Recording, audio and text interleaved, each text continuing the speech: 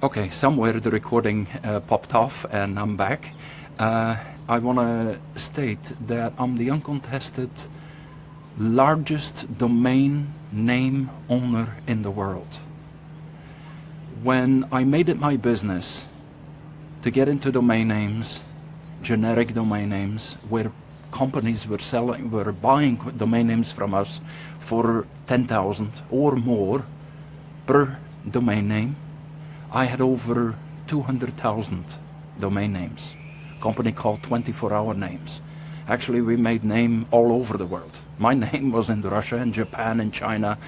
And then all of a sudden Belgium realized, oh my God, this guy is in the British press, he's in the world press, he's in the American press. Anyways, even Newsweek did an article on me because of it. VeriSign ended up giving me $1.5 million in sponsorship. And if I asked them, why are you giving me this money? Well, they said, we want to be with the number one.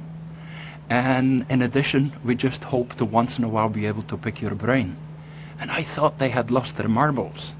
No, as a matter of fact, today, good God, there is more than 1 million in my brain. There is more than 10 million in my brain. There's probably more than 1 billion in my brain. There may be more than 1 trillion in my brain. I don't even know the limit yet. But for sure, VeriSign was wise, because one of the things I stated was .com will remain number one. And yeah, there was already .net and .org. That was the 3 extensions.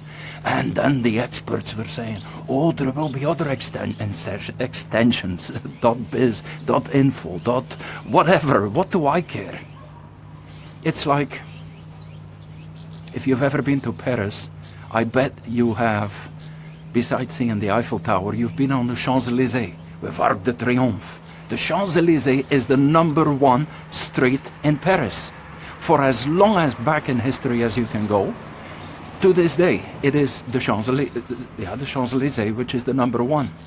Now, am I an idiot and don't I realize that there is a couple other important streets in Paris? Of course there is. But if you want to be on the number one street, you need to be on the Champs-Élysées. How about in Brussels? Avenue Louise. For those who've ever been in Brussels, it's in Avenue Louise. If you're Louis Vuitton, if you're Cartier, if you're whatever, all these guys that need to be in the number one location, you need to be on Avenue Louise. And is there in Brussels other commercial streets? Of course there is. But guess what? To this day, as far back in history as horse and buggies and people walking on a Sunday for a little stroll in the Avenida, it was on Avenue Louise. How about the New World? You know, America. Do these same laws apply? Well, guess what? New York, Fifth Avenue. Ask Donald Trump if Fifth Avenue has a risk of no longer being number one. It is number one, and that's just the way it is. Now, is there other important streets in New York? Oh, of course there is. So it's this is the same deal now with Bitcoin. And the beautiful part is you can buy a part of that. Wouldn't you love it if you could buy some real estate right now in all these streets who are going to become the top, who are guaranteed to remain the top most valuable streets in the world? Well, that's the same deal back then when I bought .coms. In 1 year, I had amassed, there was 2 valuations they did on my company. The lowest value was 200 million.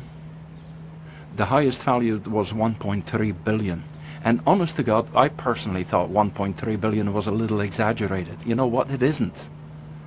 It is, as a matter of fact, it's still a moderate amount. And you look at today, Instagram was sold for 12 billion, right? So I just wasn't aware of these values, and therefore I thought 1.3 billion, even of my own company, I thought that was an overestimation. It wasn't. It was a high estimate at the time. But so it's right now, here you have a chance. With .com, I couldn't. It was so specialized. There is less than 10 people in the world that even came close. When I say close, they did about 10% of what I did. less than 10 people, 10% of what I did. So they didn't even reach up to my ankles. And I'm not saying this as I'm the big guy and I know it, you know, the stuff.